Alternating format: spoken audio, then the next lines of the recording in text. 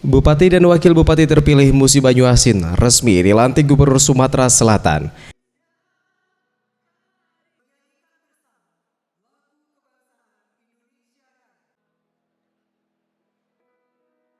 Dodi Reza Alex Nurdin selaku Bupati Musi Banyuasin terpilih memaparkan target kerja yang akan mereka lakukan dalam 5 tahun mendatang.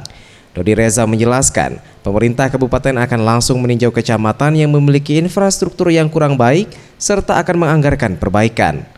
Selain di bidang infrastruktur, pemerintah Kabupaten Musi Banyuasin juga akan memperbaiki dan meningkatkan di sektor pertanian, perkebunan, pendidikan, serta kesehatan.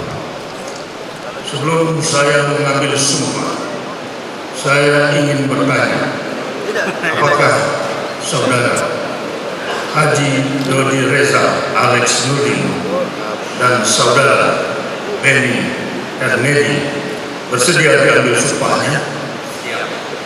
Menurut agama apa?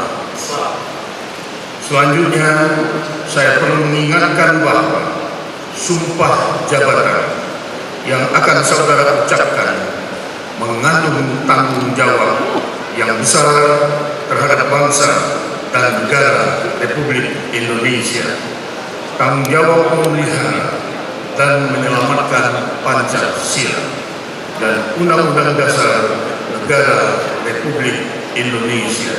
Yang jelas besok sebelum sertijab, karena kami hari ini pelantikan 2 hari lagi sertijab, besok pagi kami sudah bekerja bersama-sama untuk mengejar ketertinggalan Musi Banyuasin seperti apa yang tadi dikatakan di dalam pembicaraan terdahulu.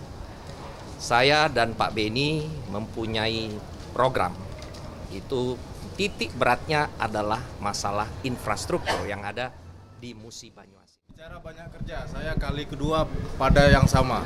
Artinya saya periode kedua, apa yang disampaikan Pak Dodi tadi, seorang wakil tentu ya mensupport bupatinya.